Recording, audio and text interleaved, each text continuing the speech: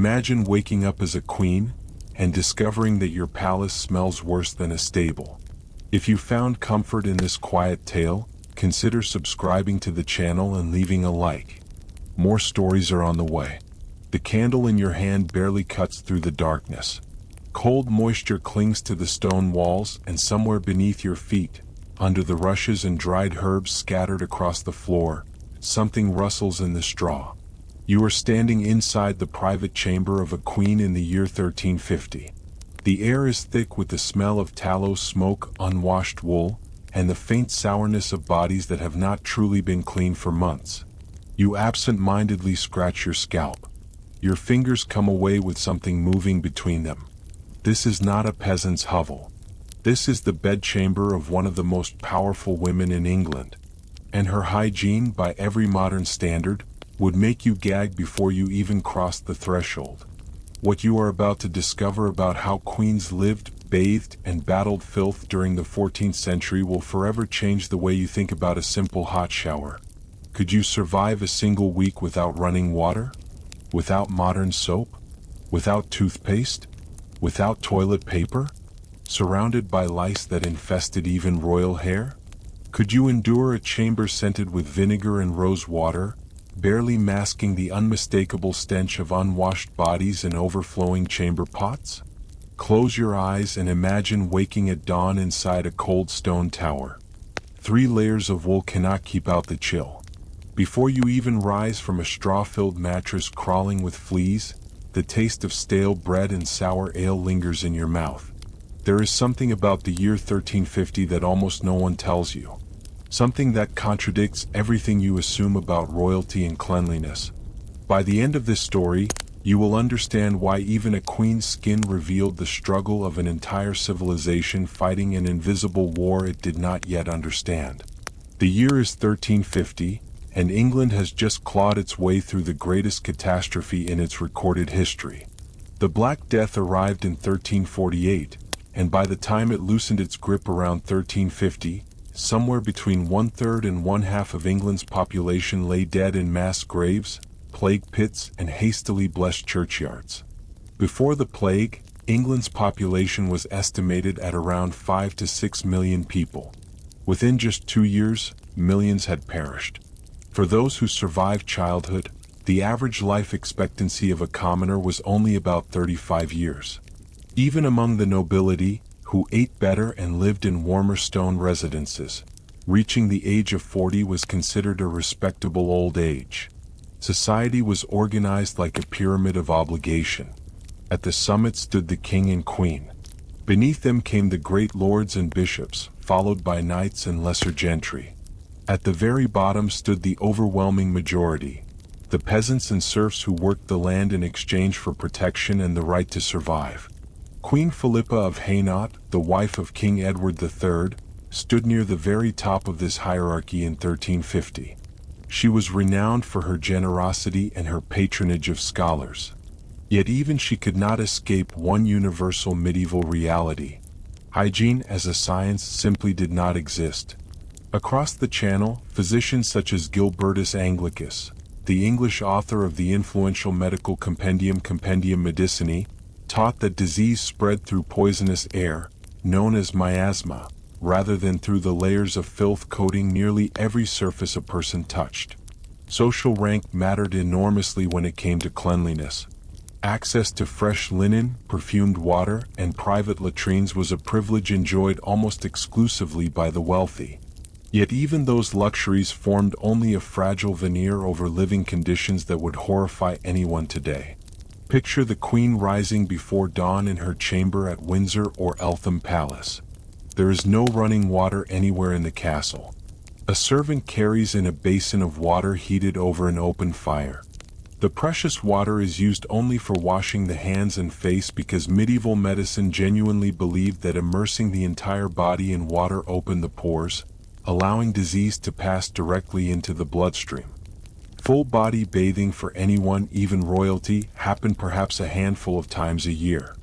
And after the plague struck, bathing became even rarer because physicians began warning that hot water softened the skin and made it more vulnerable to the poisonous air believed to carry pestilence. You would have gone months, sometimes the better part of a year, without ever submerging your body in water. Instead, the queen and her ladies relied on what was called dry washing, rubbing the skin with linen cloths, sometimes scented with rose water, lavender, or crushed herbs, to absorb oil and grime without the supposed danger of open water. Beneath her elaborate gowns, against her bare skin, the queen wore a linen undergarment called a chemise. And this single garment did the heaviest lifting in the entire hygiene system of the era. The chemise absorbed sweat, oil, and odor, and it was changed far more frequently than anyone bathed, sometimes every few days for the wealthy, because clean linen against the skin was considered the true marker of cleanliness, not water itself. Laundresses boiled these linens in lye made from wood ash and animal fat, a harsh, skin-cracking process that nonetheless represented one of the few genuinely effective sanitary practices of the age. Now picture her hair.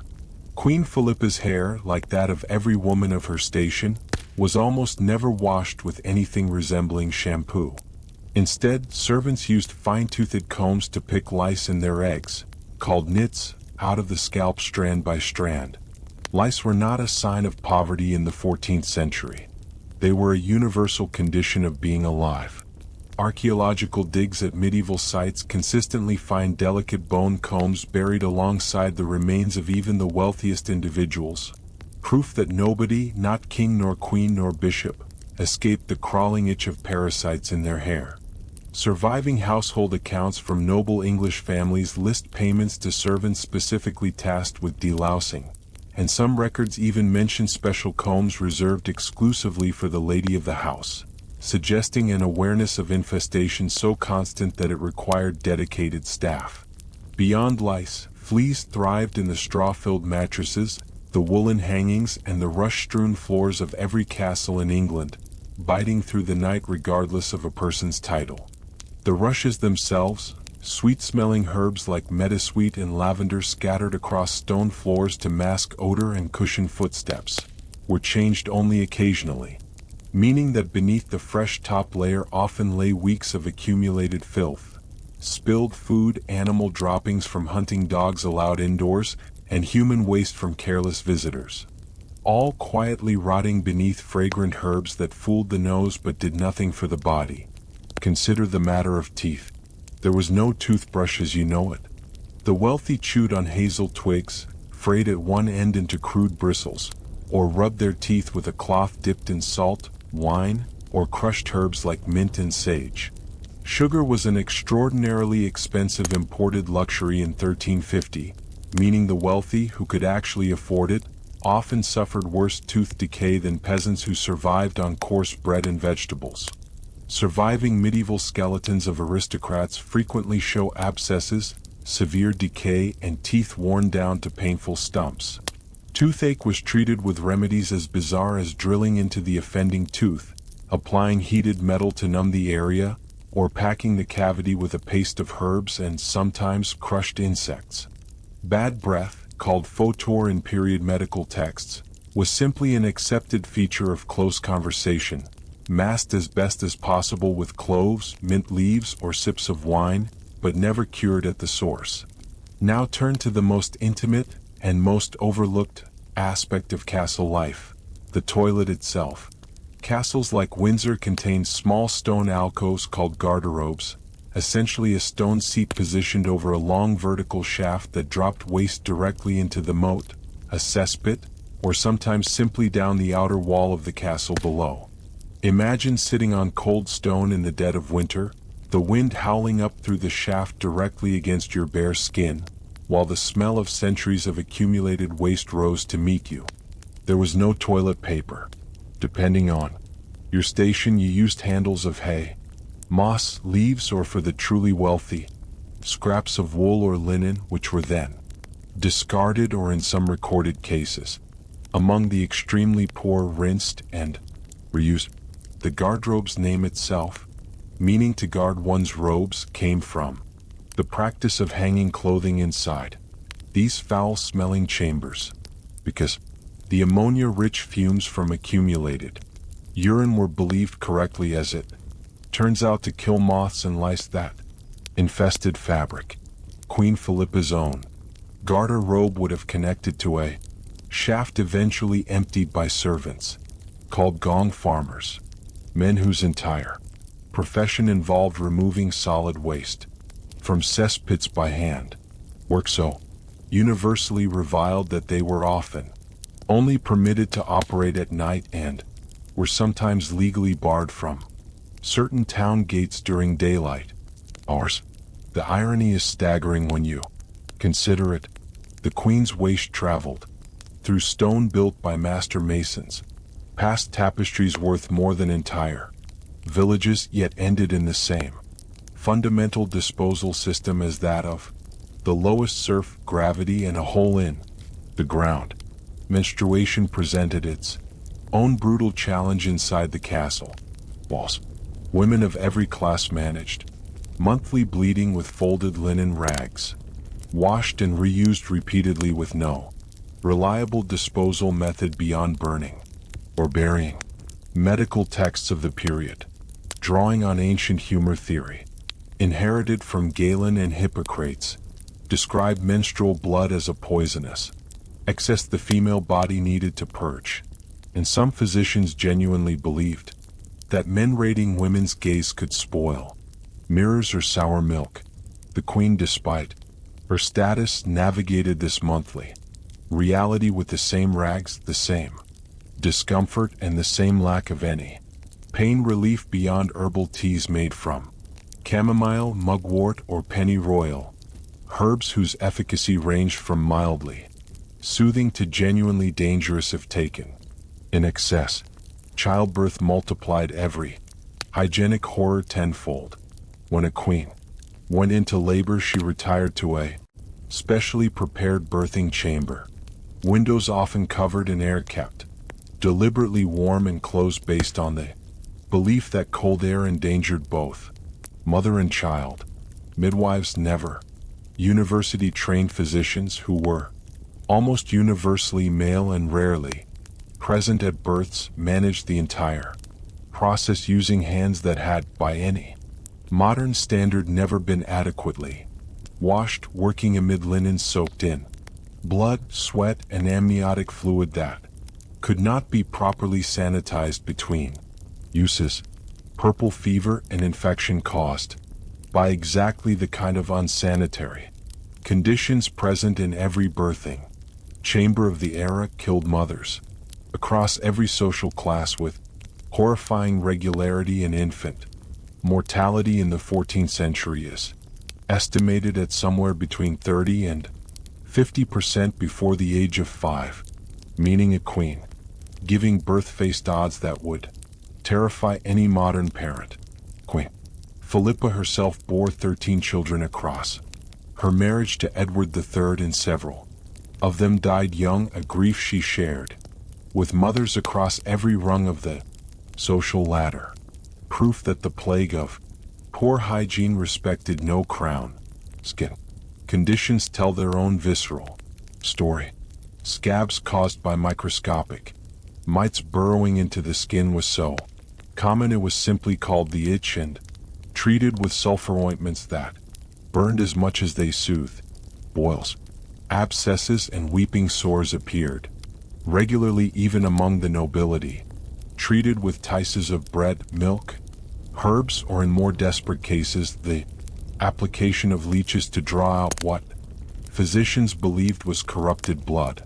Bloodletting itself was performed regularly as a preventative health measure, not merely a treatment, meaning the Queen's own physicians likely opened her veins on a routine schedule based on lunar phases and astrological charts, draining blood from a body already weakened by poor diet variety despite the abundance of meat and bread available to her, because medieval nutrition, even at its richest, lacked the balanced vitamins your man body takes for granted.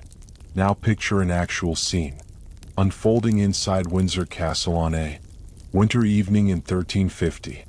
The Queen sits near a smoking hearth, her ladies in waiting arranged around her on cushioned stools, a basin of rose water nearby for The ritual washing of hands before the evening meal is served. A servant girl, no older than 12, kneels by the queen's feet with a small bone comb working silently through strands of hair, occasionally pausing to crush something between her fingernails.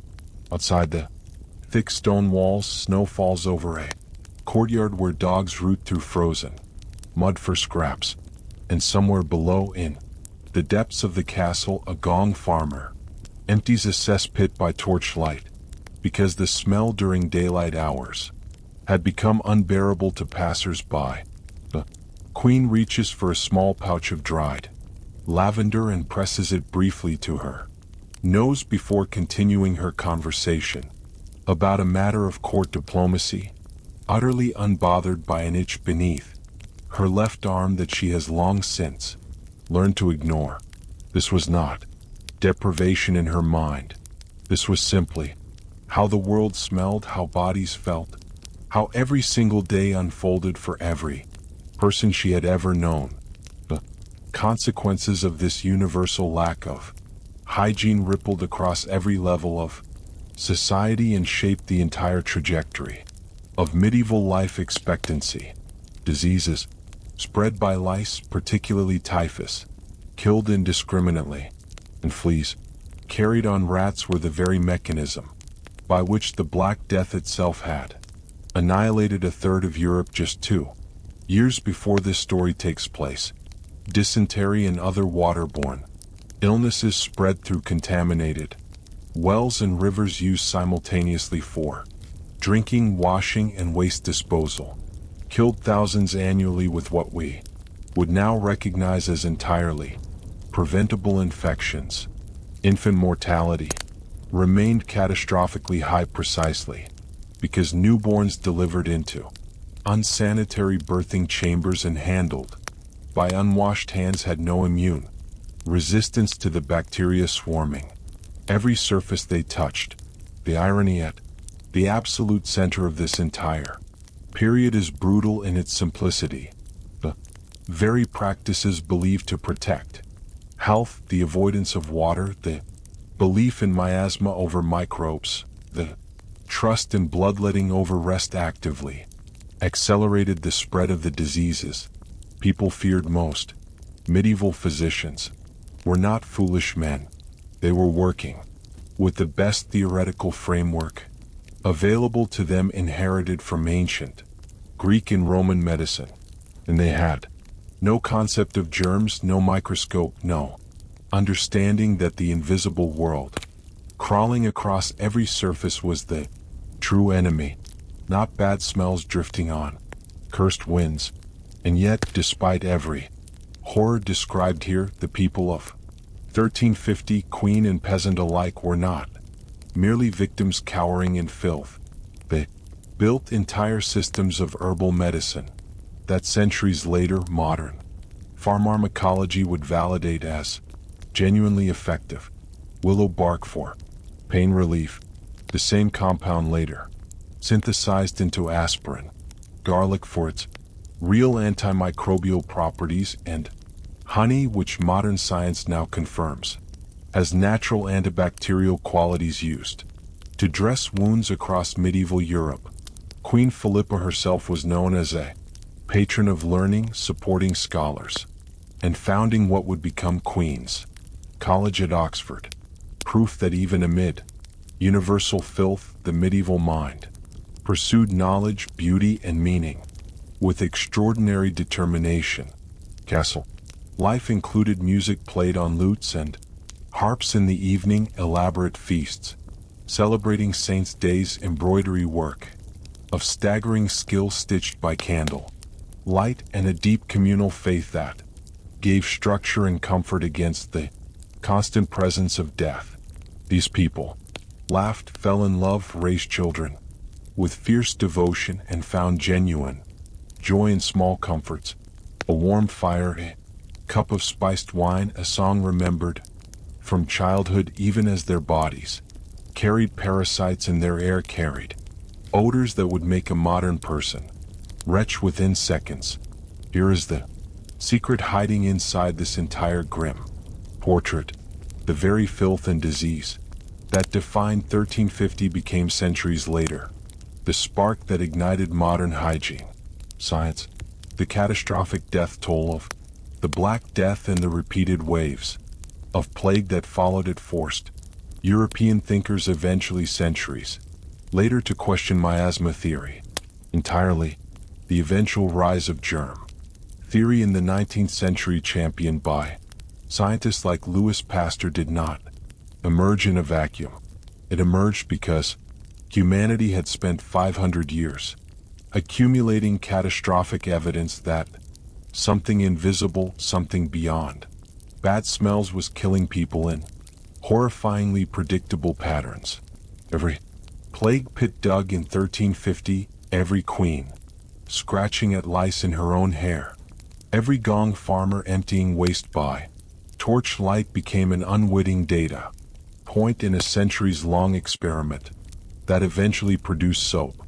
As you know it, sanitation systems, antibiotics, and the simple hot shower you likely take for granted every single morning have transformed daily life. When you turn that shower handle tomorrow and feel clean water rush over your skin, remember Queen Philippa sitting beside her smoking hearth, pressing lavender to her nose, utterly unaware that the world she lived in, filthy, fragrant with herbs masking decay, and infested despite every layer of silk and fur, was quietly laying the groundwork for the comfort you now consider an absolute baseline of human dignity. The contrast between her reality and yours is not a small one. It is the difference between disease as an accepted condition of existence and disease as something you can prevent with a bar of soap costing less than a cup of coffee. If this kind of story pulled you in, if you are the kind of person who has always sensed that the past held truths far stranger and far more human than anything a textbook ever offered you, then you already understand exactly why this channel exists. We dig past polished portraits and romanticized castles to show you what life actually felt like, smelled like, and cost the people who lived it. And there is so much more waiting for you. Stories about plague doctors, famine, the brutal mechanics of medieval warfare, and the harsh realities of survival that most people will never take the time to learn. Subscribing means you will never miss the next piece of this hidden history. And if this story moved you even a little, a like helps more people discover it while sharing it with someone who loves history as much as you do costs nothing, but might just change how they see the past forever.